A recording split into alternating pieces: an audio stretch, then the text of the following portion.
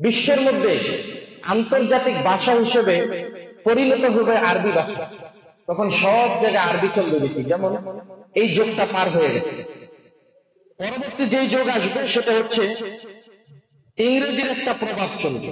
এই যে এখন যেটা চলছে, ইংরেজির প্রভাব খুব বেশি। ইংরেজির যে খুব দাম ছিল এমন নয়, একটা সময় ইংরেজিকে মানুষ তেমন মূল্যায়ন করতো না, আরবিকে যেমন মূল্যায়নটা করত। কারণ তখন সব দিকে মুসলমানদের জয় জয়কার ছিল, চতুর্দিকে ইসলামের জয়গান চলতেছিল, তখন আরবির খুব প্রভাব ছিল। এখন যেমন ইংরেজিকে যারা ধারণ করেছে তারা যেমন জয়গান গাইতেছে, তো ঠিক মুসলমানদের এক সময় যৌবনকাল ছিল, তখন আরবির খুব প্রভাব ছিল। তবে যারা বলে যে ইংরেজি আমাদের বানানো, ইংরেজি আমাদের একটা ধর্ম, ইংরেজি সন্তা আমাদের কোনো একটা কিছু, তারা বড় ভুলের মধ্যে রয়েছে। কারণ ইংরেজি সন, আপনারা বলেন তো ইংরেজি সনকে কি বলা হয়? ইশাব্দ। কি বলা হয়? ইশাব্দ। কি বলে? ইশাব্দ মানে কি? এটাকে রূপান্তরিত করে বলা হয়েছে এখন খ্রিস্টাব্দ। কি বলেন? খ্রিস্টাব্দ। অর্থাৎ তারা বুঝাতে চায় এটা খ্রিস্ট ধর্মের একটা সন।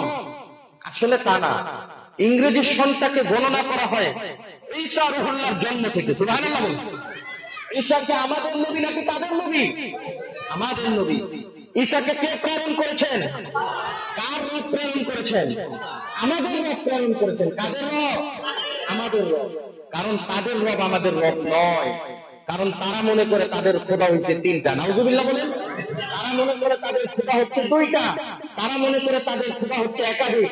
কিন্তু যারা মনে করে এক রব আল্লাহ, সে একত্ববাদীদের ধর্মীয় একটা সন হচ্ছে এই খ্রিস্টাব্দ, ঈশাব্দ, যেটা ঈসা আলাইহিস সালামের জন্ম থেকে শুরু হয়েছে গণনা করা। তাহলে আমরা যদি ইংরেজি সনকে প্রাধান্য দেই, এটা আমাদের কোনো কিনে অসুবিধা নাই। অসুবিধা নাই, যেই দিক দিয়েই তারা যাক না কেন, ইসলাম মুসলমান এবং মুসলমানের প্রভুর নিয়ামতকে বাদ দিয়ে তারা একটা কাজ পর্যন্ত সামনে অগ্রসর হতে পারবে। আপনি ভাববেন আশ্চর্য বিষয়, ইংরেজি ভাষাটা তো কোরআনের ভাষা নয়, ইংরেজি ভাষাটা তো রসুলের ভাষা নয়, ইংরেজি ভাষাটা তো কোন জান্নাতের জাহান্নামের ভাষা নয়। তাহলে ইংরেজি ভাষা কি? ইংরেজি ভাষা না হোক জান্নাতের ভাষা, না হোক কোরআনের ভাষা, না হোক রসুলের ভাষা, কিন্তু ইংরেজি ভাষাটাও কার দাম বলেন? কোন ভাষা কোন ব্যক্তি বানাতে পারে? আপনারা দেখেন, আপনাদেরকে বুঝাতে হয়তো বা কিছুটা কষ্ট হতে পারে, তারপরেও আশা করি বুঝে নিবেন। এই যে আমরা বলি আমি, আমি বানান করতে লেখি স্বরে মর্ষিকার মি, আমি। আসলে আল্লাহ তাআলা আমি বলতে যে স্বরে, এটা আল্লাহ তাআলা নাযিল করে নাই, এটা মানুষ বানায়। কিন্তু আমি কথাটা বানাইছে আল্লাহ তাআলা। সুবহানাল্লাহ বলে। তো আমি বুঝবো কিভাবে? আমি কথাটা বুঝার জন্য একটা অঙ্কন চিহ্নর প্রয়োজন, যে এই চিহ্নটা দেখলে মানুষ বুঝবে এটা মানে আমি, এটা মানে তুমি, এটা মানে সে, এটা মানে সে। তাহলে এটা কিভাবে বানাতে হবে? সেই বিষয়টাকে বুদ্ধিজীবীরা বানিয়েছে। কিন্তু প্রকৃতপক্ষে প্রত্যেকটা ভাষার স্রষ্টাকে, আরো জোরে বলেন স্রষ্টাকে। তাহলে ইংরেজি ভাষারও স্রষ্টাকে, হিন্দি ভাষারও স্রষ্টাকে, বাংলা ভাষারও স্রষ্টাকে, আরবি ভাষারও স্রষ্টাকে। সব ভাষার স্রষ্টা হচ্ছেন কে? তাই যে কোনো ভাষার যে কোনো শাল আসুক, সেই শালেরও স্রষ্টাকে। আপনি বলেন ইংরেজি ভাষায়, ইংরেজিতে মাস কয়টা বলেন তো? আরো জোরে বলেন কয়টা? আল্লাহ তাআলা নিজেই তো বলেছেন ইন্না ইদ্দাতাশ শুহুরি ইনদাল্লাহি ইসনা আশারা শাহরান ফি কিতাবিল্লাহ। আল্লাহ তাআলা নিজেই বলতেছেন আমি আল্লাহ তাআলাই 12টা মাস নির্ধারণ করে দিয়েছি। সুবহানাল্লাহ। হয়তো বা কেউ আরবির সাথে রেশারেশি করে, অথবা কেউ তার ভ্রষ্টতার কারণে আল্লাহর সাথে সম্পর্ক না রেখে মাসগুলোর নাম কোন দেবতার নামে রেখেছে। কিন্তু 12টা মাস যে সাজানো আছে, এটা কে সাজিয়েছেন? আরো জোরে বলেন কে? এই যত রকমের সন তৈরি করা হবে, যত সাল তৈরি করা হবে, কোন ব্যক্তি 12 মাসের বাহিরে গিয়ে কোনো কিছু তৈরি করতে পারবে না। এটাই হলো আমার রব, এটাই হলো আমার আল্লাহ তাআলার কুদরত। সুবহানাল্লাহ। আল্লাহ তাআলা যে গণ্ডি দিয়েছে এটাকে পাড়ি দিয়ে কেউ কোথাও যেতে পারবে না। আল্লাহ তাআলা তাই 12টা মাস দিয়েছেন। কয়টা মাস ভাই? 12টা। এই 12 মাস হোক ইংরেজিতে অতিবাহিত, হোক আরবিতে অতিবাহিত, যখন এই 12 মাস অতিবাহিত হয়ে আবার নতুন একটা মাস আসে, নতুন একটা বৎসর আসে, এটা হোক আমাদের জন্য আনন্দদায়ক, হোক নেকের মাধ্যমে। তবে এই নেক এবং আনন্দটা যেন এমন হয় যে এটা যেন কখনো গুনাহে পরিণত না হয়ে।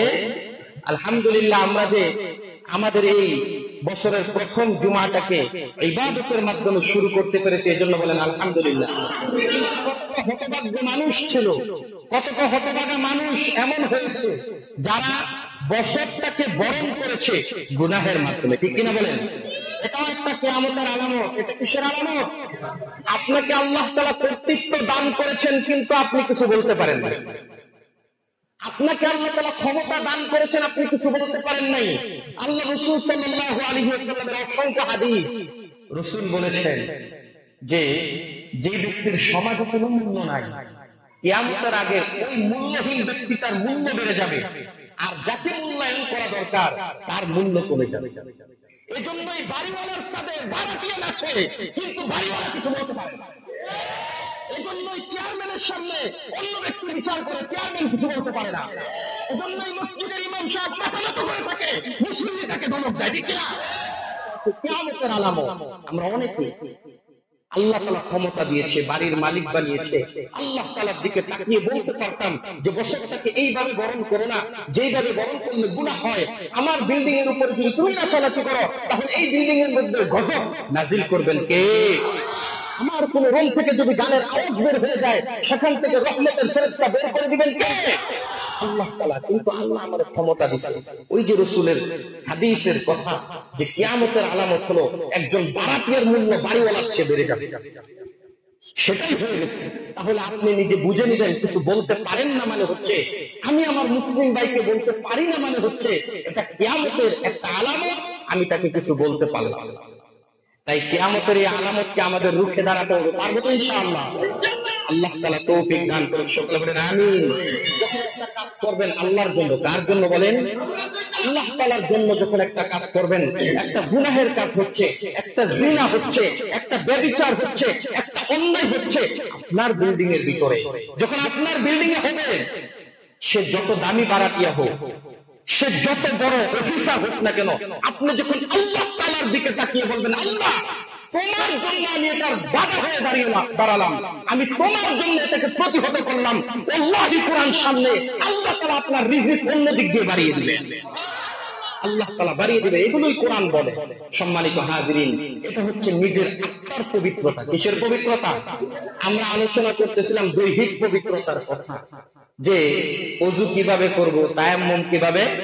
মাঝে মাঝে দৈহিক পবিত্রতার পাশাপাশি আত্মার পবিত্রতার দরকার আছে কি নাই? যদি বলেন আছে কি নাই? এজন্য আমরা আমাদের আত্মাও যেন পবিত্র হয়, দৈহিক পবিত্রতার সাথে সাথে সেই দিকে আমরা চেষ্টা করবো। আল্লাহ তাআলা তৌফিক দান করুন। সকলে বলেন আমিন। সম্মানিত হাজিরিন, আল্লাহ তাআলা দুই ধরনের ব্যক্তিকে খুব পছন্দ করেন। আল্লাহ নিজে সূরাতুল বাকারার এক আয়াতের মধ্যে আল্লাহ তাআলা বলে দিচ্ছেন, ইন্নাল্লাহা ইউহিব্বুত তাওয়াবিনা ওয়া ইউহিব্বুল মুতাতাহহিরিন। আমি আল্লাহ দুই ধরনের ব্যক্তিকে ভালোবাসি। এক হলো যে ব্যক্তি তওবা করে, আরেকটা হলো যে ব্যক্তি অধিক পবিত্রতা অর্জন করে। সুবহানাল্লাহ বলেন। সাহাবায়ে কেরাম অধিক পবিত্রতার ব্যাখ্যা আল্লাহর রাসূলের কাছে চাইলেন।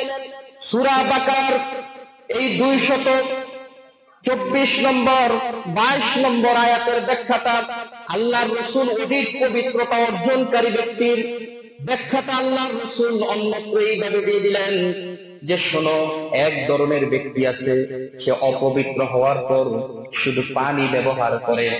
আরেক ধরনের ব্যক্তি আছে, অপবিত্র হওয়ার পর সে পানি ব্যবহার করার আগে বিলাকুলুক ব্যবহার করে। আছে কি নাই? যে ব্যক্তি বিলাকুলুক ব্যবহার করেন, ওই ব্যক্তিদের ব্যাপারে আল্লাহ তাআলা কোরআনের মধ্যে আয়াত নাযিল করে দিলেন। সে বিলাকুলুক ব্যবহার করে, আবার পানিও ব্যবহার করে, যদিও পাথর দ্বারা টিস্যু পেপারের মাধ্যমে তোমার পবিত্রতা অর্জন হয়ে যায়। এই অর্জনের পরে আবার যখন পানি ব্যবহার করে, আল্লাহ তাদের ব্যাপারে বলেন ইউহিব্বুত তাওয়াবিনা ওয়া ইউহিব্বুল মুতাতাহহিরিন। সুবহানাল্লাহ। যে এমন পবিত্রতা অর্জনকারীকে আমি আল্লাহ তাআলা ভালোবাসি। আল্লাহ বলে দিলেন পবিত্রতা অর্জন মানুষকে এমন ভাবে আমার কাছে টেনে দেয়, এমন ভাবে আমি আল্লাহ তাআলার কাছে এনে দেয়। পবিত্র অবস্থায় একবার আল্লাহ বললে আর নাপাক অবস্থায় একবার আল্লাহ বলার মধ্যে এতটা পার্থক্য। পবিত্র ব্যক্তি আল্লাহ তাআলাকে আল্লাহ বলে ডাক দিলে তার ডাকটাকে আমি আল্লাহ তাআলার আরশ পর্যন্ত কোনো বাধা ছাড়া ফেরেশতারা পৌঁছে দেয়। আর যদি অপবিত্র থাকে তখন তার মধ্যে শয়তান ধোঁকা দেয়। কে ধোঁকা দেয়? অপবিত্র ব্যক্তি। দেখবেন অনেক মানুষকে দুষ্ট জিনেরা ধরে, আছে কি নাই? অনেক মানুষকে দুষ্ট জিনেরা ধরে। হাদিসের মধ্যে এসেছে জিনদের সবচেয়ে কাছের জায়গা এবং বাসস্থান হচ্ছে বাথরুম, অপবিত্র জায়গাগুলো। নাউজুবিল্লাহ বলেন। এই জন্য আল্লাহ তাআলা তার রাসূলকে বললেন যে জিন, ভূত, পেতনি এইসব থেকে বাঁচার জন্য তোমরা দোয়া করো বাথরুমে যাওয়ার আগে, আল্লাহুম্মা ইন্নী আউযু বিকা মিনাল খুবুসি ওয়াল খাবাইস। এই খুবুস বলা হয় খবিস জিনকে। খবিস জিন, ভূত, নাপাকি থেকে আল্লাহ তুমি আমাকে হেফাজত করো, আমাকে তুমি রেহাই দান করো। বলেন আমিন। এটা হচ্ছে এই দোয়া। এই জন্য অপবিত্রতার সাথে খারাপ আসরের একটা বিরাট প্রতিক্রিয়া রয়েছে। হাদিসে এসেছে যতক্ষণ আপনি পবিত্র থাকবেন ততক্ষণ পর্যন্ত আপনাকে শয়তান এবং খবিস জিন্নাত তারা কখনো আপনাকে ধোঁকা দিতে পারবে না। সুবহানাল্লাহ। মাঝে মাঝে এমন হয় পবিত্র থাকার কারণে নাপাক মানুষদের থেকে আল্লাহ তাআলা দেখবেন আপনাকে হেফাজত করে। পবিত্র থাকার কারণে কাদের থেকে হেফাজত করে? নাপাক মানুষদের থেকে, নাপাক বন্ধুদের থেকে আল্লাহ তাআলা দেখবেন আপনাকে কি করে? হেফাজত করে। এই জন্য আমরা পবিত্রতা অর্জন করি ওযুর মাধ্যমে, তায়াম্মুমের মাধ্যমে। তারপর পবিত্রতা অর্জন করি যে সকল বিষয়গুলো থেকে, সেগুলো থেকে পবিত্রতা অর্জন করব দুই ভাবে। একটা হলো ডিলাকুলুক ব্যবহার করব, আরেকটা হলো পানিও ব্যবহার করব। পারবো তো ইনশাআল্লাহ? অনেকে আছে ডিলাকুলুক ব্যবহার করার কোন সিস্টেম দেওয়া জানে না। আবার অনেকে সমাজের মধ্যেও প্রচার করে যে টিস্যু পেপার ব্যবহার করতে হবে না। আসলে টিস্যু পেপার ব্যবহার করার, ডিলা ব্যবহার করার, কুলুক ব্যবহার করার পিছনে ফায়দা হলো এটাই, কোরআন তাদেরকে অধিক পবিত্রতা অর্জনকারী বলে, আর ব্যবহার না করলে কোরআন তাদেরকে অল্প পবিত্রতা অর্জনকারী বলে।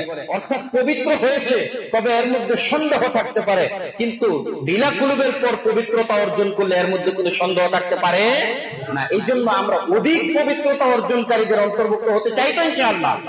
তাই অধিক পবিত্রতা অর্জন করব। সবাই পকেটে টিস্যু পেপার রাখবো। তারপরে আমরা যখন এস্তেঞ্জায় যাব সেখানে ভালো করে আমরা এস্তেঞ্জা শেষ করব।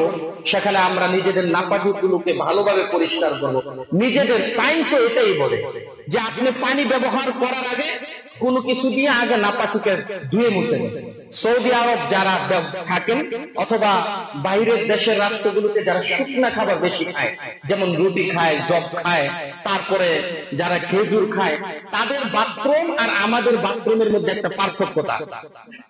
দেখবেন আমরা বাঙালিরা যখন বলতে কেমন রুচি অসম্মতি মনে হয়, কুরুচিপূর্ণ মনে হয়, তারপরেও বলতে হয়, এটা আমাদের জন্য শিক্ষা। আল্লাহ রসুলের সাহাবী তাকে প্রশ্ন করছে ইহুদিরা, তিনি প্রস্রাব করার পর তিনি ডিলা ব্যবহার করলেন। তখন তাকে প্রশ্ন করলো যে তুমি যে এটা ব্যবহার করতেছো এর পিছনে কারণ কি?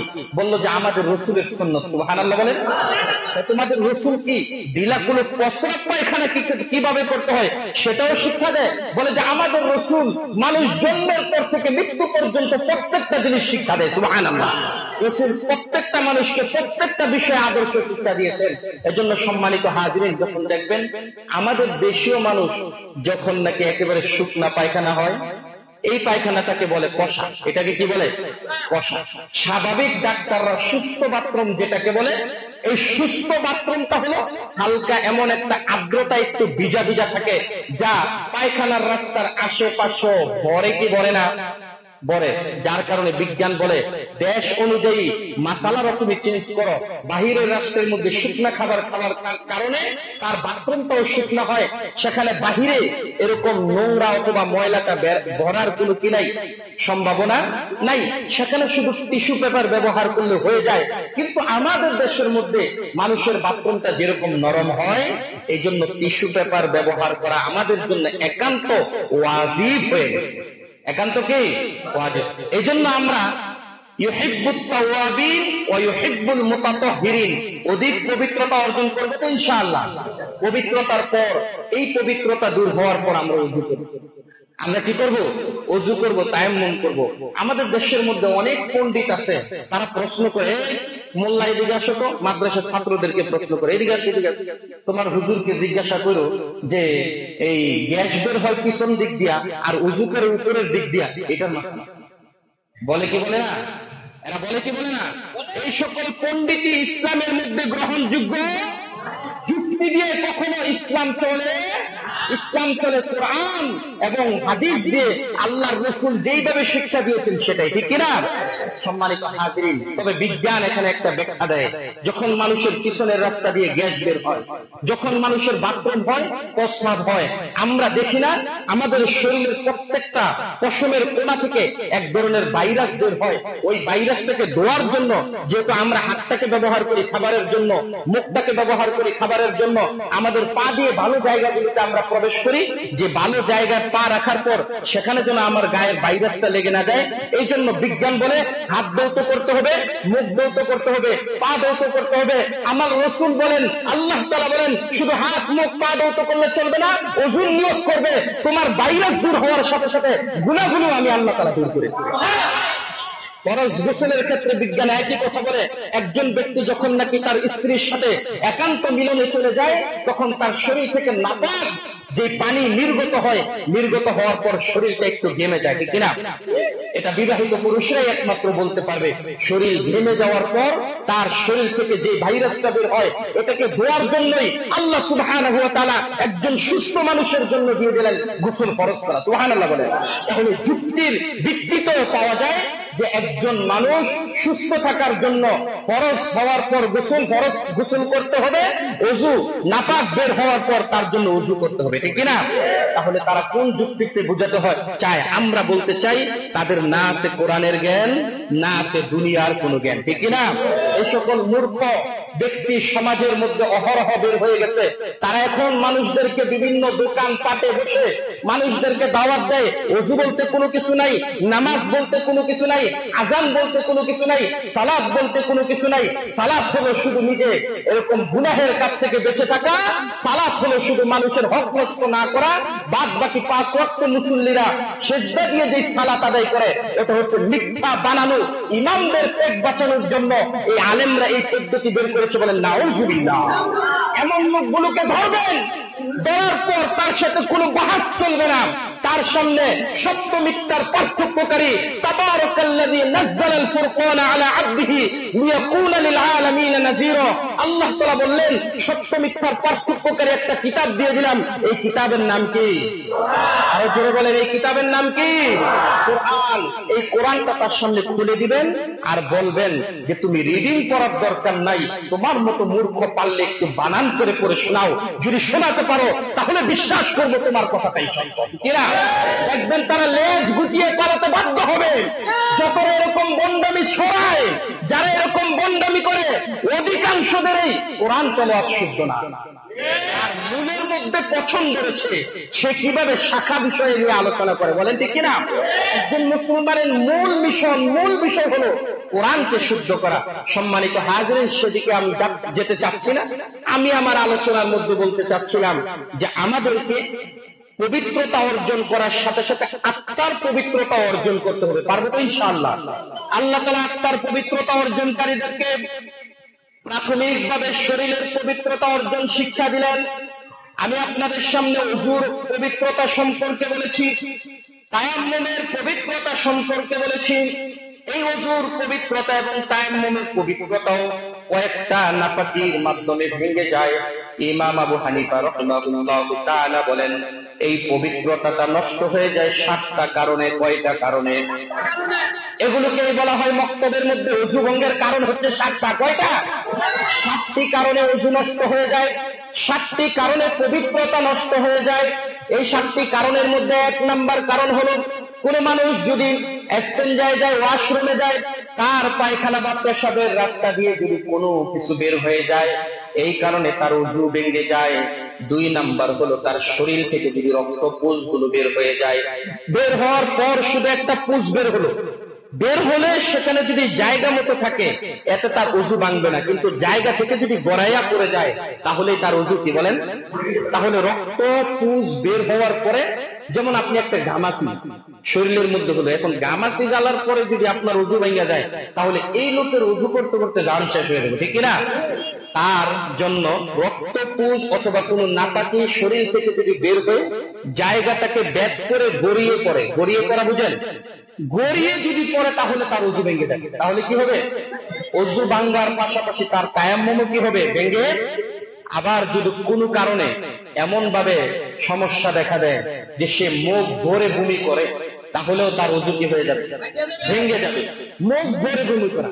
আবার অনেক সময় দেখা যায় ওযু করার পর অথবা কোনো কারণে মুখের ভিতরে আঙ্গুল দেওয়ার কারণে অল্প একটু বমি এসেছে, অল্প বমিতে ওযু ভাঙবে না, মনে থাকবে তো ইনশাআল্লাহ। আবার আপনি অনেক সময় মেসওয়াক করতেছেন, মেসওয়াক করার কারণে আপনার থুতু ফেললেন, ওই থুতুটার সাথে আপনার একটু রক্ত দেখলেন, এখন আপনি আশ্চর্য হয়ে গেছেন এই রক্ত। ইমাম সাহেবকে জিজ্ঞাসা করতে হয় আমার ওযু আছে না গেছে, তখন আপনি রক্ত এবং থুতুর পরিমাণটা তখন ডাক্তারের মতো আপনি পরীক্ষা করবেন, দেখবেন যে রক্তের ভাগ যদি এমন হয় থুতুর ভাগ থেকে সমান সমান অথবা বেশি হয়ে যায়, কি হয়? থুতুর ভাগের সমান সমান অথবা যদি বেশি হয়ে যায় তাহলে কি হয়ে যাবে? ওযু ভেঙে যাবে। যদি কম হয় তবে কি নাই, সমস্যা, মনে থাকবে তো ইনশাআল্লাহ। তারপর আপনি ওযু করে আসলেন মসজিদে, অনেকে যেমন ফজরের সময় আসে, অনেক আগে আগে অনেকে এসে পড়ে, আসার পর আপনি দেখলেন যে আপনার একটু জিমানি করতে, আপনি ঘুমায় গেলেন, এখন আপনার ওযুটা আছে কি নাই। ঘুমটা যদি আপনার এমন হয় যে আপনি কাঠ হয়ে ঘুমাইছেন, একেবারে হেলান দিয়ে শরীরে সব কিছু ছেড়ে দিতেন অঙ্গ প্রত্যঙ্গের, তাহলে আপনি এরকম ঘুমের কারণে আপনার ওযু ভেঙে যাবে, মনে থাকবে। কিন্তু বসে বসে জিমানোর কারণে কখনো ওযু ভাঙে? সাহাবায়ে কেরামের জিন্দেগিতে এরকম অনেক পাওয়া যায়। আপনি ওযু করার পর হঠাৎ আপনি পাগল হয়ে গেলেন, আপনি ওযু করার পর হঠাৎ বন্ধু ডাক দিয়া চিপাই নিয়ে একটা গাঞ্জা খাওয়াই দিল, মাতাল হয়ে গেলেন, এমন আছে কি নাই? হইতে পারে না? তাহলে আপনি পাগল মাতাল যদি হন তখনও আপনার ওযুটা ভেঙে যাবে, মনে থাকবে। তারপরে আপনি নামাজে দাঁড়ালেন, অনেক সময় বন্ধুদের সাথে দাঁড়ালে অথবা নামাজের বাহিরে এমন কোন কাজ করছেন, নামাজে দাঁড়ানোর পর এটা মনে হয়ে গেছে, হয় না? তখন হঠাৎ করে হাসি চলে আসছে। কি চলে আসছে? আপনার হাসিটা যদি পাশের জন শুনতে পায়, এটাকেই বলে উচ্চস্বরে হাসি। এটাকে কি বলে? উচ্চস্বরে হাসি। এই উচ্চস্বরে হাসিটা যদি নামাজে হয় তাহলে ওযু ভেঙে যাবে, আর ওযু অবস্থায় যদি নামাজের বাহিরে হয় ওযু ভাঙবে।